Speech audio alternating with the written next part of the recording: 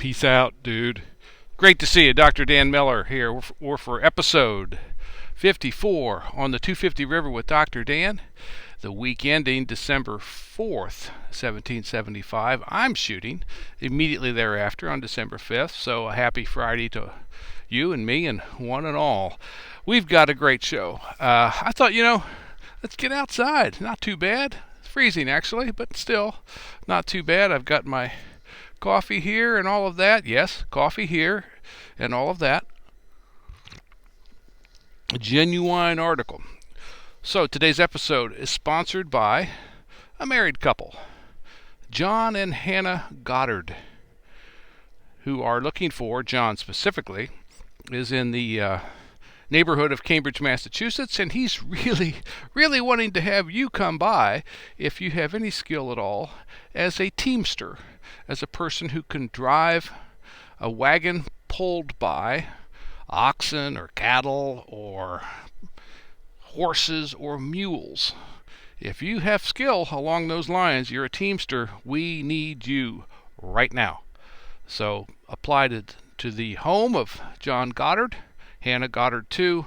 Try to swim your way through the 15 kids that are going to be there and sign up to be a teamster for the Continental Army here in Cambridge, Massachusetts 250 years ago today. So, thanks to the Goddards.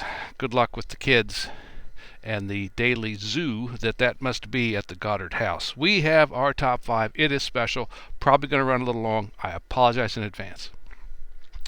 Let's begin with number 5, and let's begin with the Goddards. Oh, hold it. I got a bit of a theme for today. Going to take us all the way through for today. And here it is. It's a phrase. It's a leadership reality phrase. Something's not quite right. S-I-N-Q-R. Sinquar. S-I-N-Q-R. Something is not quite right. That's the feeling that you have. That's the theme for today. And the theme for 250 years ago today. And again, I'm ramped up to do this for you. Number 5, the Goddards. John and Hannah Goddard. The reason something is not quite right is that they can't fill the Teamsters seats. The seats in those wagons, they're all empty. They're not getting people to come out, men specifically, to come out and enlist as Teamsters for the Continental Army. And, at a certain point, doesn't matter how much is in the back of the wagon. If you can't get the wagon from point A to point B because there's no one to drive it, that's a heck of a problem, especially as we're headed into wintertime in Boston, or outside of Boston, which is surrounded by 15,000 guys in the Continental Army. If they can't get supplied, you've got real trouble. And John Goddard cannot get anybody to sign up. Something's not quite right when all he sees are empty wagon driver seats outside of his house. So here's my leadership question for you. With our theme, something's not quite right. Sinquar. Do you have as a leader, you have one or more followers. As a leader, do you have a source of data that serves as kind of a flashing yellow, not red, which is everybody's clear, there's a problem, a crisis, whatever, but yellow. Something's not quite right. Do you have that flashing yellow light that's a data source? What is it? What is it? For the Goddards, it's those empty wagon seats, the driver's seats. As long as they're empty, there's something not quite right.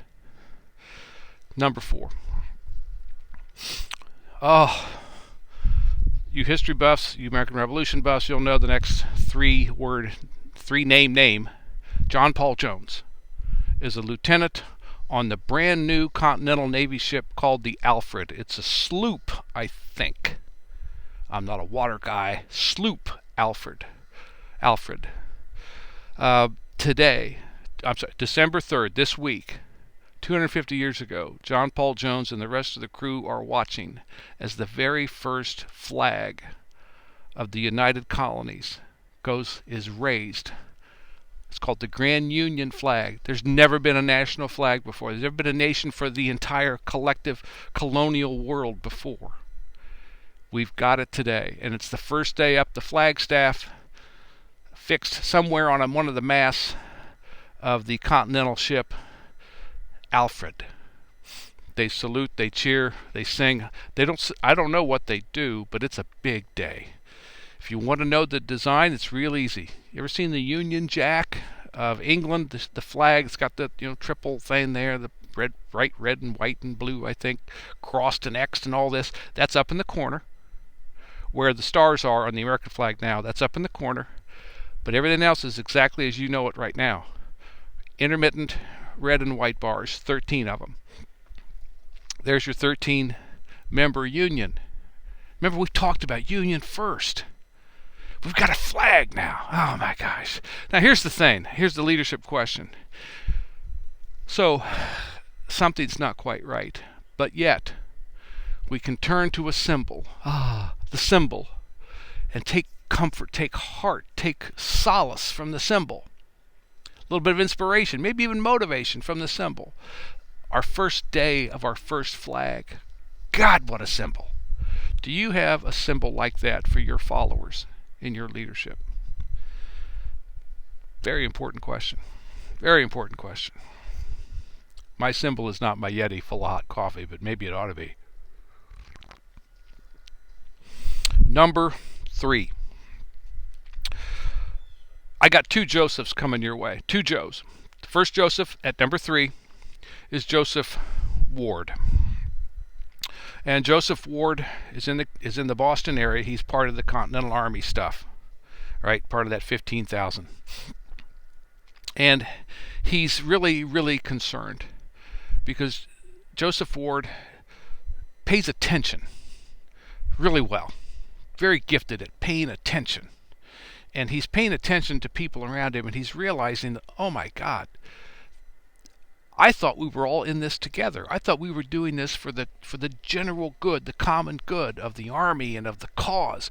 And he's, oh my God, I'm looking around here. I don't see hardly anybody doing that.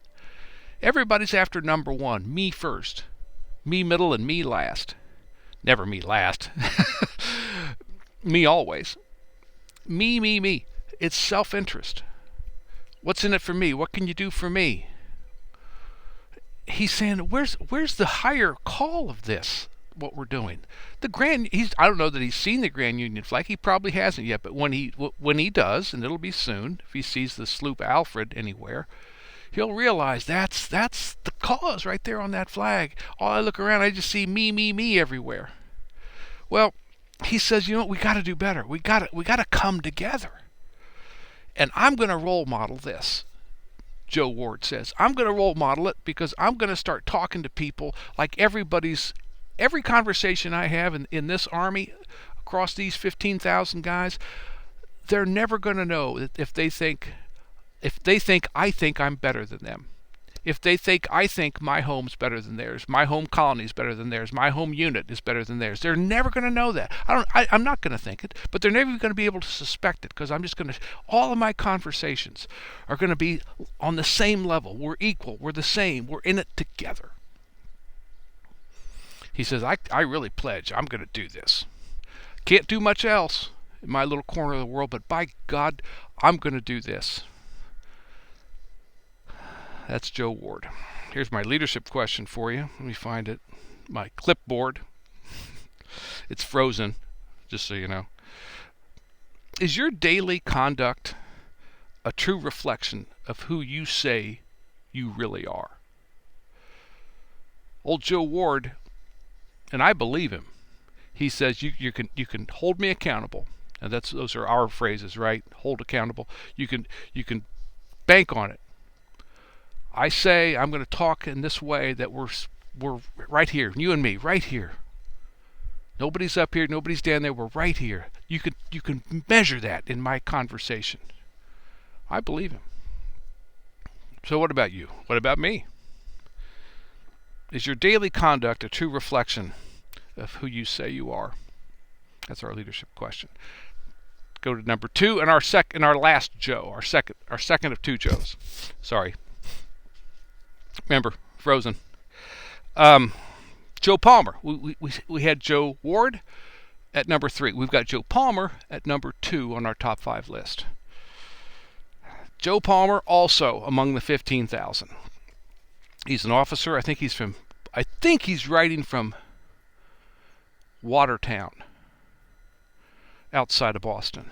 Remember, the British are holed up, seized Boston, and old Joe Palmer and the rest of the 15,000 have him surrounded outside of Boston. Part of the surroundings, Watertown. So Joe Palmer's looking around. Another guy, great observer. By the way, Joe's thinking about a lead mine out in western Massachusetts that he knows about, and he thinks there's a lot of money to be made out there, and there's a lot of good that can come from using that mineral that's in the ground, and it's going to help a lot of people, etc., etc. But more than that, he's looking around. Something's not quite right. Something's not quite right, and I've got 2 suggestions for what we ought to do. Number 1, by the way, tip of the hat to old Joe Palmer. I take my hat off and tip it, but I'm frozen. So here's number 1 for him. We need a declaration. A declaration that tells to everybody all over the world that we're independent from Great Britain. And in that declaration, by God, we ought to have some stuff in there about why we're doing it.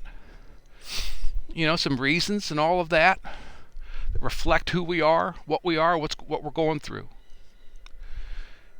And we ought to have that declaration done by in the Continental Congress, and they'll broadcast it. That's what we ought to do. And the other thing, old Joe's not done. The other thing, I think the Continental Congress ought to put out a call to all of those 13 colonies, those stripes, the white and red stripes on the Grand Union flag, brand new. All 13 colonies ought to just be told, hey, man, go ahead and start forming your own governments, your own brand new governments under this declared thing. Now, there's more in what Palmer's thinking about, but boiled down, those are 2. Do you realize what this dude has done? 7 months ahead of the declaration, we're all going to be celebrating for the 250th next year. 7 months ahead of that. 8 months, if we want to quibble it. I don't care. He said we ought to have a declaration. Ought to put some stuff in there about why we're doing it. Ought to send it out to everybody. That's incredible. And yet nobody knows his name. Nobody knows his name. Now, you know what? We all think it's Jefferson writing it out. Brilliant. Brilliant. Jefferson writing it out. Oh, throw in a John Adams and a Benjamin Franklin for a little editorial work. Sure. And then we're going to sign it, and boom, there it is. And we're going to have people celebrating and cheering that. We're going to have some eggheady types telling us all about, oh, it's John Locke. He's drawing on John Locke, and he's drawing on Montesquieu and Cicero, and on and on and on. The Pliny the Elder, all of this stuff. And I love that. I love that as much as anybody does. More than most people, probably. But, the world isn't there. The world's down in Watertown. The world's out here with me, where you can hear my breath or see my breath, hear my teeth chatter, beg for your hot coffee. That's where the world is. So, hey, Joe Palmer, we're going to would you like a little Montesquieu in there, a little John Locke, a little natural rights, natural law stuff in there, Scottish Enlightenment and all these other kinds of, would you like some of that in there? I don't give a flying F what's in there. Write it, sign it, ship it. That's what is important. And out here, where the world's Watertown, I tend to agree. Write it, sign it, ship it. And a tip of the hat to old Joe Palmer for having those thoughts 7 months ahead of time. And that's why he's number 2. Number one on our top 5 is the entire colony of Virginia. And here's why. And I'll get out of your way. I knew I'd run long. The entire colony of Virginia. There's a whole other way this war could be going. The British governor Dunmore, Lord Dunmore, who's got run out of Williamsburg, the capital of the colony, got run out. He's on board a ship. He can't do it. That's his acreage, his square footage of his authority. But yet he's trying to to reclaim Virginia. He's declaring to people who are either enslaved or indentured, who have lost some form of their freedom of labor, hey, you joined with us and the British, I'll give you all your freedom. Come with us. Black, white, white, black, don't care. If you're indentured, lost some form of your labor, or if you're totally enslaved, lost all of your labor, come on over to our side. You get your freedom in exchange for service against the rebels, against the provincials and all the other types of rabble that are trying to overthrow the British Empire here in Virginia. That's number one. He's also, remember, a year ago, and I documented this in Redux, a year ago he organized and helped lead a military expedition out into the eastern Ohio River Valley to take away, to claim lands on behalf of Virginia from the natives, Delaware, Shawnee, or Lenape, Shawnee, and some others. So he's got this westward thirst too. So there's a war that could have been waged via Dunmore from the British side, but they're all Boston. They're all Boston. They're all Massachusetts. They're all aftermath of the Tea Party up there. So that's why you got to hold up there in the town of Boston, surrounded by 15,000 Continentals at this point. It's all Boston all the time. There was a whole other way they could have gone had they known it, seen it, imagined it. There'd have been problems, of course. But I'm just saying, it's an amazing thing when you look at what Virginia could have been from the British perspective as a new way of conceptualizing how to move forward with an armed power strategy. Here's my leadership question for you. And I apologize. I'll give it to you this in a minute. I didn't give you my leadership question for old Joe Palmer, did I? The declaration idea and setting up your own governments and so forth. Here's my leadership question because it plays into the Virginia thing. From the Joe Palmer story, are you comfortable as a leader with taking big shots, big swings of the bat? We're swinging for a home run right now. We're throwing the ball all the way downfield for a touchdown. We're launching threes left and right. I've used every sports thing I can think of. Are you comfortable taking the big shots as opposed to the little tiny steps? Those steps can be important, but sometimes the big shots are what you need. Joe Palmer's comfortable with thinking that way. And then now it gets us to our leadership question for number one, as we said, the Virginia model, the Virginia moment. Is there a big change staring you right in the face that you just can't freaking see? As I said, the British right now, by December 75, they're all Boston, they're all Massachusetts all the time. And yet there might be another way.